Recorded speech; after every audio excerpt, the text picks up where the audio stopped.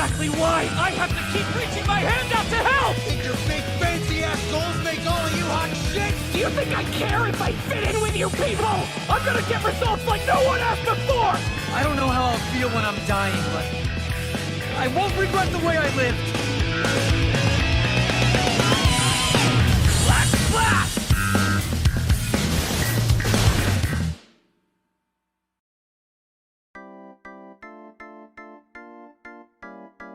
I just want to say that the Chainsaw Man anime was not what I had hoped for, like, at all. In some ways, it's the most experimental, human, craftiest shows I've ever seen. In others, it's pretentious, tone-deaf, and kind of lame. The muted colors, the lackluster fight scenes in some cases, the overused CGI and the overdesigned CGI, the forgettable music, the sluggish tone. Everything about this, except from some stellar directing choices, does not feel like Chainsaw Man to me. Now, why do I bring this up? Well, it's to rub it in your face. I totally told you so. The rapid descent of the Chainsaw Man IP needs to be studied in further detail. Chainsaw Man was in a really dark place not so long ago. Grooming, death, emotional despair. After an arc like Control Devil, and especially after 2 years, I really did expect us to be able to introspect on the changes this world and Denji have suffered through. And we almost did with the short-lived Aquarium arc. Every single time we're gonna build off the tone and writing of part 1, it's either turned into a joke or we go on a 2-week break. The honest-to-God inconsistent release of the manga hampers whatever pacing Fuji is going for. Meanwhile, Denji gets to stay the perverted child he should have grown out of. I didn't expect him to turn into Kishibe or something, but I sure didn't expect him to turn into a sex offender. No, we just needed a reason to fuse. Asa is a character I like. It's so refreshing to see a normal teenage girl lead the series. It makes it that much more relatable. However, I can't say Fujimoto is taking advantage of that relatability. We had a mini dating arc where we could have seen the life of Denji more intimately.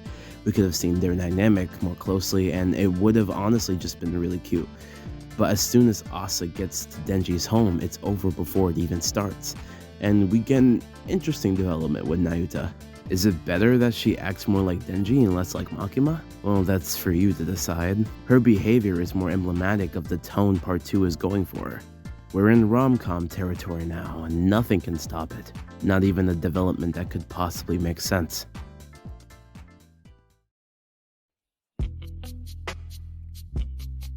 By the by, we should totally write off the I told you so train.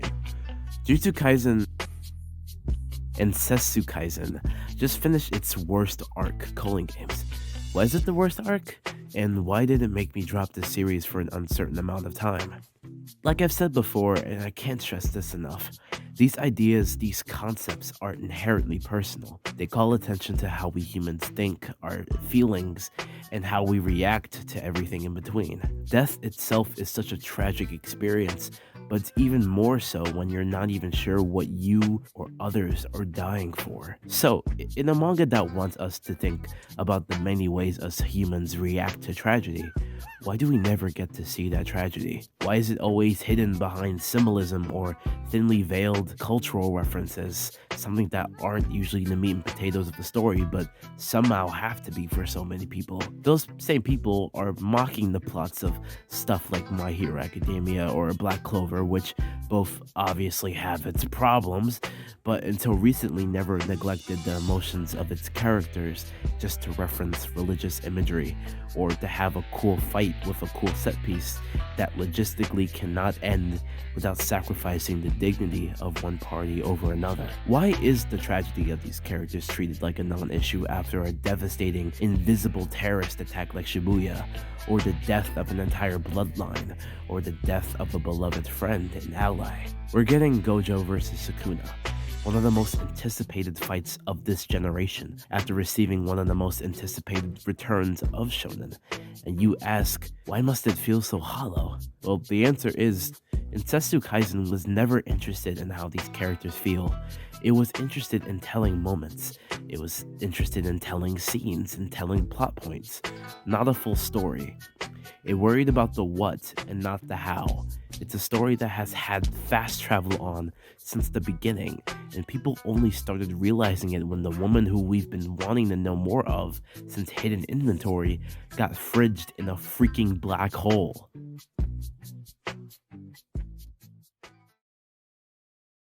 Let me ask you, what has defined Hori's writing style in Act 3? If you say cathartic and heartfelt conclusions to long built-up arcs, then sorry, you'd be wrong. It's the convenience factor of everything that's happened in the story thus far. Dabi's backstory comes as an example of this. At first, it was a commentary on the criticism MHA fans have had for a while, all for one's control over the story. In this very arc, we have AFO, whose new reverse quirk comes with the convenience of his quirks getting stronger and larger in quantity the younger he gets, who, despite this, conveniently has trouble with a bunch of teenagers, and his biggest fan, who conveniently doesn't like him anymore. All for one conveniently is able to lose against a 60-something man in a suit the government conveniently made for him just in time. Someone who conveniently has so many plans, but didn't account for Toya Todoroki. And that's an amazing development, or at least it would be. While the family's involvement was set up from the hospital arc, no one pictured that they would show up via Uber to overshadow Enji's and Shota's personal moment, with Endeavor dying, taking his son out to the skies, and letting him blow up and taking himself along with Toya so that neither of them can hurt anyone ever again, be the best possible ending for these characters? I don't care. It would have been better than this, that's for sure. Because sometimes a character's involvement in the story doesn't have to mean fighting on the battlefield. Sometimes a character doesn't need to get themselves involved in a plot point, especially when them getting involved is at best obnoxious and at worst entirely impractical, but falls in the face of the main idea of the story. Anyone can be a hero, even from the sidelines. In fact, let's talk about MHA's heroism, because what does that entail? Is protecting future generations? What does that entail? Does it entail sitting around being nice when your oppressors are oppressing? Is it rising above your station even though you're technically a quote-unquote extra? What does it even mean to be an extra? Because to me, this story is teaching me that extras are so useless. They either have to wait for Deku, a crippled teenager, to help because the villain is conveniently able to just grow extra limbs, Toshinori, a crippled old man who shouldn't even be in the story anymore to begin with, or Toga, a villain who needs to revive Ochako with her own blood, because even though her arc is about strength, courage, and initiative, she's so pathetic she consistently fails at all three and needs saving. Being an extra purely means you're trampled over for someone else's development, which would be fine if this wasn't a 70+ chapter arc that demands you care for every single one of these characters. I hope to God you care about the Big Three or Class 1A or their rival schools, because otherwise this will be a snooze fest for you. So themes of community are taken too far. The theme of rising up even if you're an extra falls flat because extras get murked, or logistically should, instantaneously.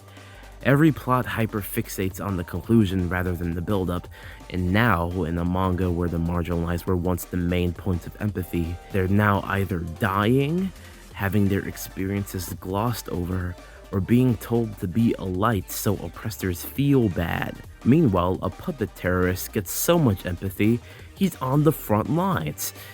So, let me get this straight. The story lets live an abusive father figure and in the guy who plunged society into darkness, but a girl who faced racism doesn't get to see a society without that racism. Okay, if that's the case, I can't wait for Deku vs Shigaraki to happen. That is going to be hilarious. I want to get a few things off of my chest. You know that optimistic video I made about Black Clover? The pilot episode of a series I wanted to do for a bunch of shonen I've never read? Well, Black Clover is like 10 chapters away from sucking. After the mess that was Spade, after so many lives not lost, it's revealed that someone close to Asta, close to everyone in the Clover Kingdom, had this split personality. As soon as we find this out, Asta loses sister Lily, his aunt figure, someone who watched him grow up, someone he watched help other kids grow up. Asta lost. and he took this extremely hard. I was so hoping to see this shot at his self-confidence flourish, so willing to see where the story would take Asta's regression, and unfortunately that's not what happened. Even though Asta had the potential to face his own demons, make friends with his demons for a second time, we skipped to the resolution of this arc, not unlike the arcs of other characters that were also skipped. We all figured Tabata would give us the post-Spade look into the mindset of these cast members. However, we just skipped to Lucius's arrival instead, and every emotional moment suffered from the Black Bulls or any other magical knight is hampered by that fact, even down to negating Asta's flaw. A story about the issue with classism being that everyone is unique, different, and special is now ignoring that fact because I don't know. I ask myself why this happens all of the time. Why do so many authors completely shit themselves when continuing their own narrative? And then I tried writing a narrative myself. I have a back catalog full of videos that were never published, finished, or even started. Some of them had collabs or friends who chipped in to voice act. All of that for the past 2 months has gotten me nowhere because of personal struggles of being busy in my life, being insecure and hating every idea that I come up with, or just genuinely being lost in the hobby that I don't know if I'm passionate for anymore. Thankfully, something like Spider-Verse got me out of my slump and I've been enjoying media again, but there was a brief period where I didn't see any silver lining. Being a creator, being a writer is hard, and even though these stories are complete and utter garbage, I can't really blame them for being so. The struggles of the manga industry or just their own creative minds keep them away from making the stories that I want to see.